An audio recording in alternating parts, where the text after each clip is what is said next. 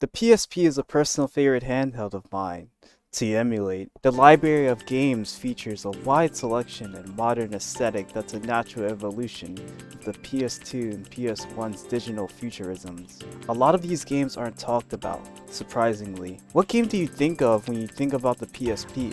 For the N64's Mario 64 before the PSP, there's nothing one can really pinpoint and say the same. It's a Japanese machine. Everyone knows what it is, but not many know what it do, and thus developers do what they want to do. Experimenting in bite-sized ways and many ways to get a feel for the PSP capabilities, or just playing it safe and making a dump truck load of visual novels. Rengoku, Tower Purgatory has vibes, holy vibes, and metal diatribes, starting the game with an intro as you see a machine morph its head into a revolver, before proceeding to have the worst Monday of his life. The intro, though vague, says a lot about the game's experience, something dark, cold, and metallic.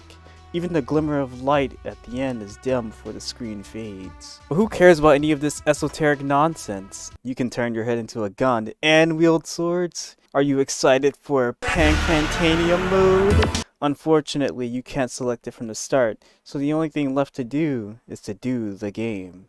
And we have another intro. However, this time, it is you having the worst Monday of your life. At least you died hard, losing to a red machine who presumably shot you in the past, or the future. After naming yourself I didn't, we can start the game. And here we have another intro, this time explaining how to do what you need to do. This is the fastest tutorial I've ever seen in a game. You better be taking notes. How to lock on, how to roll, how to kill. And rolling you can, because this ain't your granny's Dark Souls. Got this goofy little strut when you walk around too. After getting accustomed to the controls, the only thing left to do is to go forward. The game has said enough at this point, so let's begin. PSP action games are really ambitious in that, with a limited amount of buttons and modernization becoming prevalent throughout game control, the developers managed to make something quite fluid feeling, but also not exactly perfect may cry. Moving around swings the camera forward, but you can also use the analog stick to turn the camera, though it never locks into place. That's what the R button is for, keeping the camera focused on one angle. I didn't use this much until near the end of the game for reasons I will get into later. All the face buttons control actions, and at the beginning of the game you only start with your fists and a will and willingness to play this dungeon crawler, for how many floors there are. Over here are the weapons attached to each face button, increasing in red as you attack more and more. Weapons can overheat in this game. It's cool. Contextualizing a stamina system without being too intrusive as you start off the game with quite a lot of stamina, or heat. Equipping stronger weapons naturally increases the heat bar faster, so you want to pace your attacks and dodges. Defeating an enemy with a certain weapon type increases that weapon's effectiveness marginally. Attack more with claw and you'll claw more, and so on. Since this is a Rogue Souls Dark-like, it is up to you how you want to build your machine. Either you got that dog in you, or you really like busting a cap in dude's eyes. The problems of middling action design rears itself when the player has to face more than one enemy. You can't move and attack, and melee weapons don't exactly move the player forward, so you have to be kissing dudes if you want to be hitting dudes, then dodge spam ad nauseum. Naturally, since the player will always be at a disadvantage in terms of knowledge and weaponry, this funnels gameplay to become 2 guns, DMC2, too many shots.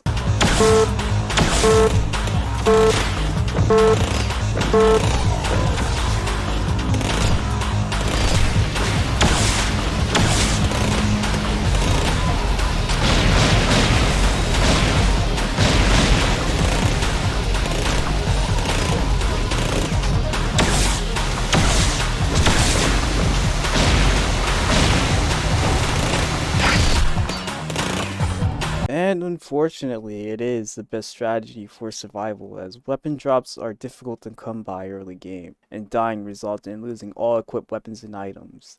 Truly, this ain't your granny's Dark Souls. The 2 dukes don't inspire much confidence either. Only on the first floor does the game mercy you with 2 guns, 1 head. Afterwards, you have to grind for weapon drops, and it ain't easy, so technology!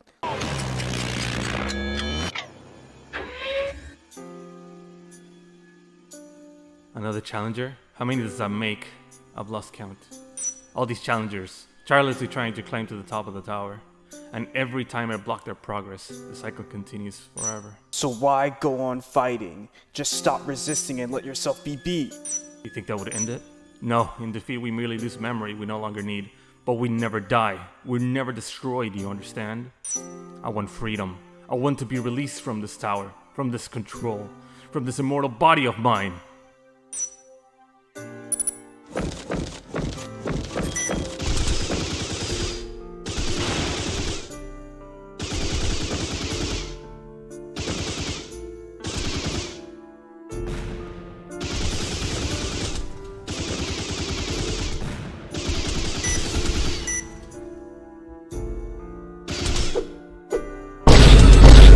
The game gets real when the robots start mixing philosophies and the OST changes from OST 1 to OST 2. The general loop of this dungeon crawler is nothing substantial, but it is a tedious, Sisypheus task to explore every floor before needing to backtrack through several rooms to reach the terminal hub and then face the boss. Thankfully, when you lose against the boss, you don't lose all of your equipped items, thus presenting the choice of either grind harder or fight harder, and I chose the latter as the jankiness of combat was not sophisticated enough to endure for long periods of time. And should it have been? The PSP is a handout after all, so the game was meant to be played over short bursts of time rather than binged all the way through to the end.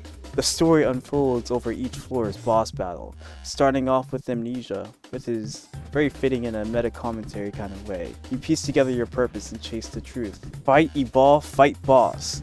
The look and feel of the game is more experimental than the gameplay itself. It's likely this was developed to test the PSP's hardware as its release coincides with the handhelds. A AA game and published by Konami and Hudson Soft, which was a surprise to me, and developed by Neverland, a company that eventually went defunct. This franchise, yes franchise as there is also a second Rengoku game, had potential to go far, or so many people say. Such statements about potentiality can be said for any middling game. Excusing mediocrity behind extreme video game addiction. The meta commentary for Tower of Purgatory being that you are in purgatory, but 3 AM bedroom thoughts can't hide the reality that Rengoku Tower of Purgatory is undoubtedly liminal jank. From brown to white, the walls are white to reflect the player reaching heaven. After 8 floors, the boulder has finally been pushed up the hill. Do you feel free, player? The final stage pushes your knowledge of roll spamming and mashing shooting to push your performance to the peak. Once all floors are discovered,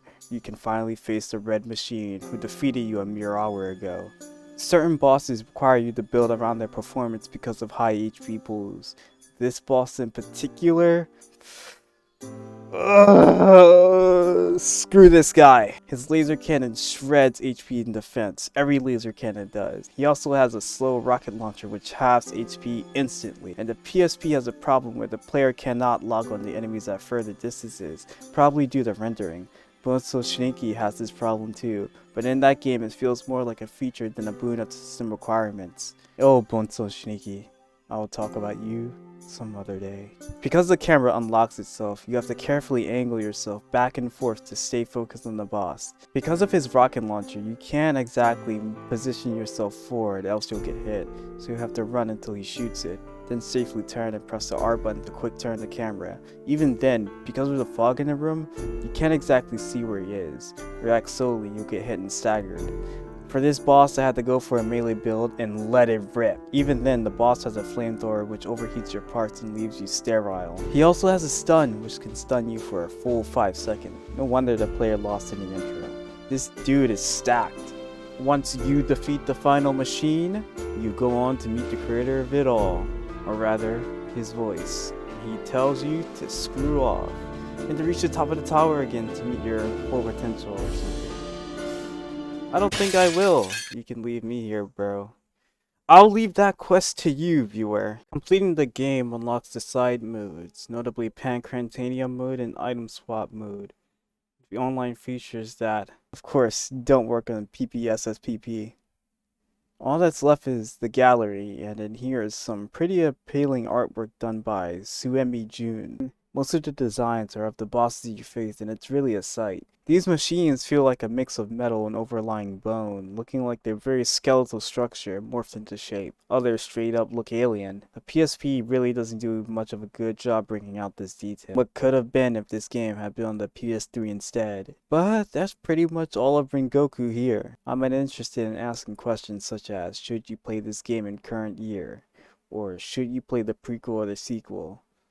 Developers don't make games like they used to when they were just messing around with ideas. I miss an era of gaming tomfoolery, but I'm not gonna put this obscure nonsense on a pedestal. Nope, it sucks. The game reviews did not lie. My name is Blank, and this is my jank experience. I think everyone should play a bad game once in a while.